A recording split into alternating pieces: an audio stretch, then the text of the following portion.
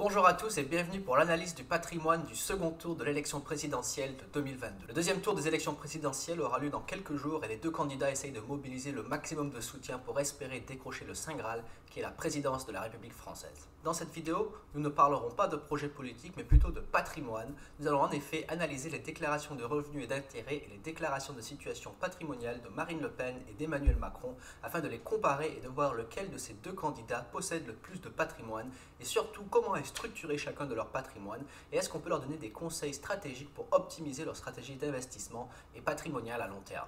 Avant de poursuivre, rappelons que le patrimoine net moyen des Français, c'est-à-dire le patrimoine une fois qu'on a déduit les charges et les divers prêts qu'ont contractés les individus, le patrimoine moyen net des Français s'élève à 249 000 euros. Le top 10% des Français les plus fortunés détiennent plus de 549 000 euros de patrimoine net, tandis que le 10% des ménages les moins fortunés détiennent moins de 2 600 euros net de patrimoine. Alors nous allons voir comment les deux candidats se comparent à la moyenne des Français. Lorsqu'il en vient à la déclaration de revenus, sans grande surprise, Emmanuel Macron se place devant Marine Le Pen puisque son salaire de président de la République de 196 000 euros par an est supérieur aux différents revenus que touche Marine Le Pen, qui sont notamment la présidence du Front National qui lui rapporte 60 000 euros net par an, 70 000 euros net par an de sa fonction de députée et 20 000 euros par an de sa fonction de conseillère départementale. Marine Le Pen touche donc 150 000 euros par an, ce qui est près de 50 000 euros de moins d'Emmanuel Macron, mais les deux candidats se placent dans le top 1% des Français qui gagnent le plus d'argent. En termes de situation patrimoniale, on va commencer par l'analyse des biens immobiliers que possèdent les deux candidats. Alors Emmanuel Macron, sur sa situation patrimoniale, déclare ne posséder aucun bien immobilier, mais il mentionne quand même que sa femme possède un bien immobilier. Sur sa déclaration, il ne précise pas le détail, mais les journalistes ont déjà fait le boulot pour nous, et on sait que Brigitte Macron possède la villa Monéjean au Touquet, qui est évaluée à l'heure actuelle à près de 3 millions d'euros, entre 2,7 millions et 2 800 000 euros. L'évaluation a été augmentée grâce aux 350 000 euros de travaux qui ont été effectués par le couple. On le verra dans les passifs d'Emmanuel Macron, il paye encore un crédit pour avoir effectué ces travaux-là. On se rappelle qu'en 2017, il y avait une affaire qui avait éclaté lorsqu'Emmanuel Macron avait déclaré que cette villa était estimée à environ 1 200 000 euros, qui était au niveau juste en dessous du barème qui aurait assujetti le couple à l'ISF. Donc le fisc avait déclaré que le bien immobilier était évalué à 200 000 euros de plus.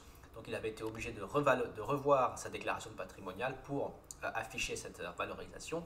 Mais en l'espace de 5-6 ans, on voit que la villa Monéjean a énormément pris en valeur, puisque comme on l'a dit, elle vaut près de 3 millions d'euros aujourd'hui. Marine Le Pen, de son côté, détient 3 biens immobiliers. Cependant, ceux-ci sont détenus dans le cadre d'une indivision, c'est-à-dire qu'elle ne possède pas l'entièreté de ses propriétés. Elle est actionnaire à hauteur de 12,5 à 30% selon les différents biens. Le patrimoine immobilier comporte une maison individuelle dans le Morbihan, qui est évaluée à près de 300 000 euros. Donc pour information, voici quelques photos qui s'affichent de maisons individuelles dans le Morbihan qui sont évaluées à ce prix. Elle possède une maison également de 382 m² qui est située dans les Hauts-de-Seine, qui est évaluée à près de 2 millions d'euros. Et encore une fois, pour information, des photos vont s'afficher à l'écran qui permettent de visualiser le genre de biens qu'on peut acheter pour cette somme dans les Hauts-de-Seine aujourd'hui. Et enfin, elle détient aussi des parts dans une maison de plus de 600 m² qui est située dans les Yvelines et qui, elle, est évaluée à plus de 5 millions d'euros.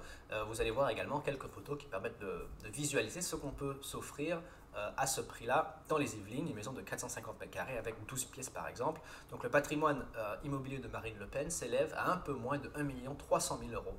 Donc en termes de patrimoine immobilier, si on tient compte du patrimoine immobilier de Brigitte Macron, Emmanuel Macron se situe devant Marine Le Pen, mais avec un patrimoine immobilier estimé à 2 800 000 euros. Mais si on ne tient pas compte de la villa Monéjean, qui ne figure donc pas dans la déclaration de patrimoine d'Emmanuel Macron, Marine Le Pen est devant avec un patrimoine immobilier de 1 294 000 euros à peu près. En termes d'assurance vie, Emmanuel Macron a un patrimoine qui est supérieur à celui de Marine Le Pen également, puisqu'il détient une assurance vie au Crédit Mutuel. C'est un placement qui s'appelle Horizon Patrimoine, donc on n'en sait pas vraiment plus sur le type de fonds qu'il détient. J'ai effectué quelques recherches en ligne. Il s'agirait d'un fonds monétaire qui génère des rendements entre 3 et 4,5% par an, ce qui est relativement élevé pour un fonds monétaire. Emmanuel Macron détient un peu plus de 100 000 euros sur cette assurance vie. Marine Le Pen, elle, de son côté, détient une assurance vie avec 41 000 euros d'encours, une assurance vie Carrel, Mutex Union qui a été ouverte en 2005. On voit que Emmanuel Macron possède un patrimoine en assurance vie qui est supérieur à celui de Marine Le Pen. En termes de compte bancaire, Emmanuel Macron possède plus d'argent sur des comptes bancaires que Marine Le Pen également. Marine Le Pen a 3 comptes courants, elle a environ 52 000 euros d'encours sur ses comptes courants, dont un compte qui est au nom de Marion Chauffroy. Je ne sais pas exactement qui est Marion Chauffroy. Je sais que Marine Le Pen a 3 enfants qui portent ce nom de famille, mais aucun enfant porte le nom Marion. Donc, je ne sais pas exactement qui est Marion Chauffroy. Peut-être vous pouvez me le dire dans les commentaires. Personnellement, je n'ai pas trouvé qui c'est. Donc Marine Le Pen possède environ 52 000 euros sur divers comptes courants. Alors de son côté, Emmanuel Macron possède plus de 460 000 euros sur divers comptes courants. Donc vous pouvez voir la liste qui va s'afficher à l'écran. Il y a énormément de comptes différents, des comptes courants, diverses livrées. Donc il possède près d'un demi-million d'euros sur des comptes courants. Marine Le Pen ne possède aucun autre actif, mais Emmanuel Macron possède beaucoup d'autres actifs, donc que nous allons voir maintenant. Emmanuel Macron possède un fonds de placement dans les PME qui avait été ouvert à l'époque où il était chez Rothschild. C'est un plan d'épargne salariale qui a été ouvert en 2012 et donc il y a à peu près 22 000 euros sur ce fonds. Emmanuel Macron détient aussi 2 comptes titres ordinaires qui ont une valeur totale de moins de 4 000 euros et il a aussi 2 PEA qui ont un peu plus de 60 000 euros placés dessus. Le dernier bien que possède Emmanuel Macron, c'est une créance envers son éditeur de un peu plus de 1 000 euros à peu près pour les droits d'auteur de son pamphlet Révolution qui avait été paru en 2015 il me semble. En termes de passifs, on voit que Marine Le Pen a 3 prêts sur sa déclaration. Un premier, c'est un prêt à la consommation de 50 000 euros qui avait été souscrit en 2017, pour lequel il lui reste un peu moins de 3 000 euros à rembourser. Elle avait aussi consacré un prêt de 175 000 euros en 2012 pour financer sa participation dans une des indivisions qu'elle détient, et elle doit encore 175 000 euros dans le cadre de cette indivision. Alors il est important de noter que dans le cadre des biens qu'elle détient en indivision, donc encore une fois, elle a une participation minoritaire dans chacun de ses biens, des participations qui vont de 12,5% à 28%, la clause de l'indivision stipule bien qu'elle n'a pas le droit de vendre ses biens de son vivant, ce qui veut dire que si ces biens étaient mis sur le marché aujourd'hui, il ne pourrait pas trouver d'acquéreur puisque les clauses du contrat interdisent la vente des biens. Et enfin, le point le plus intéressant de cette déclaration, c'est que Marine Le Pen a un prêt de 10 690 000 euros auprès d'une banque hongroise, la banque NIRT, qui est pour le financement de sa campagne présidentielle de 2022. Alors, pour ceux qui ont suivi l'actualité politique, on se rappelle qu'en l'année dernière, Marine Le Pen s'était plainte du fait qu'aucune banque ne veuille lui prêter de l'argent pour financer sa campagne. En effet, plus d'une cinquantaine de banques ont refusé de financer sa campagne présidentielle. Alors, d'un point de vue financier, il n'y a pas vraiment de raison que les banques refusent de lui octroyer un prêt, puisque bon, elle est régulièrement au second tour des élections, elle représente quand même un gros parti politique, donc il y a assez peu de risques finalement qu'elle n'obtienne pas le nombre de suffrages nécessaires pour obtenir le remboursement du prêt des frais de sa campagne par l'État. On se rappelle que le remboursement total pour les candidats qui arrivent au second tour est de 10 700 000 euros. Donc le montant du prêt est juste en dessous de ce seuil. Donc là, vu qu'elle est au deuxième tour, elle va se faire rembourser certainement l'intégralité de ses frais de campagne. Donc le prêt auprès de la banque hongroise sera remboursé. On se rappelle aussi qu'en 2014, elle avait contracté un prêt auprès d'une banque russe pour un montant de 9 millions d'euros pour financer sa campagne des élections départementales.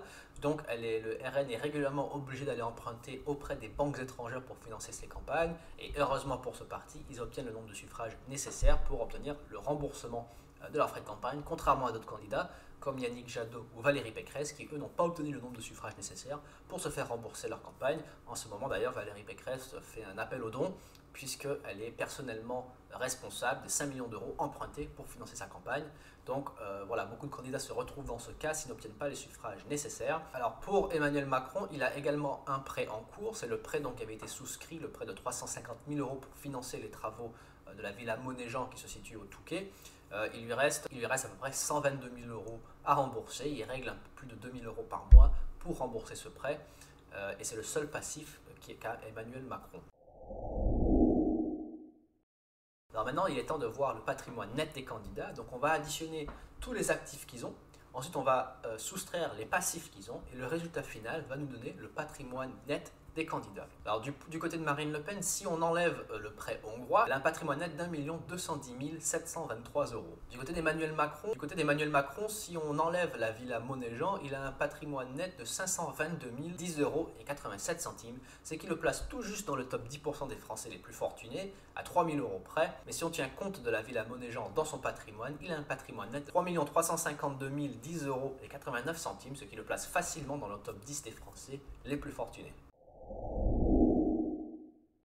Alors quels conseils peut-on donner aux candidats pour optimiser leur stratégie d'investissement? Du côté d'Emmanuel Macron, on voit clairement qu'il y a plus de 400 000 euros qui sont placés sur des comptes épargne et des livrets, ce qui est très inefficace à cause de l'inflation comme vous le savez, donc il perd un gros pouvoir d'achat à laisser cet argent dormir sur ces comptes-là. Donc il faudrait mieux qu'il investisse cet argent, soit en bourse, sont en immobilier pour obtenir des meilleurs rendements à long terme qui lui permettent du moins de maintenir son pouvoir d'achat et au mieux de générer un patrimoine. Je sais qu'il y a énormément de controverses autour de la déclaration de patrimoine d'Emmanuel Macron. Certains demandent où est passé l'argent qu'il a gagné chez Rothschild. Il a gagné plus d'1,5 million de salaire en l'espace de quelques années puisqu'il avait négocié des grands deals dans la partie nutrition de Pfizer à Nestlé. C'était des affaires à plusieurs milliards de dollars qui ont généré énormément de commissions pour la banque Rothschild et on sait que Emmanuel Macron a touché sa part, donc entre 1 et 3 millions d'euros selon les sources, et l'argent donc en quelque sorte ne figurait pas sur la déclaration de patrimoine du président. Celui-ci a dit qu'il était qu'il dépensait énormément d'argent à cette période. Certains ont calculé qu'il aurait dû dépenser un SMIC par jour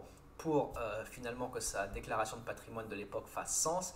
Je ne vais pas rentrer dans ces polémiques. Si certains sont intéressés, je vous conseille de regarder le documentaire produit par Off Investigation, le lien que vous allez trouver dans la description de cette vidéo pour vous faire votre propre idée. Dans tous les cas, les déclarations de patrimoine des élus font toujours l'objet de nombreux débats. Marine Le Pen se retrouve également dans une affaire avec l'Union européenne où il faut qu'elle rembourse certains frais. Dans tous les cas, je laisse le débat aux électeurs et je vous dis merci d'avoir regardé cette vidéo et je vous dis à très bientôt.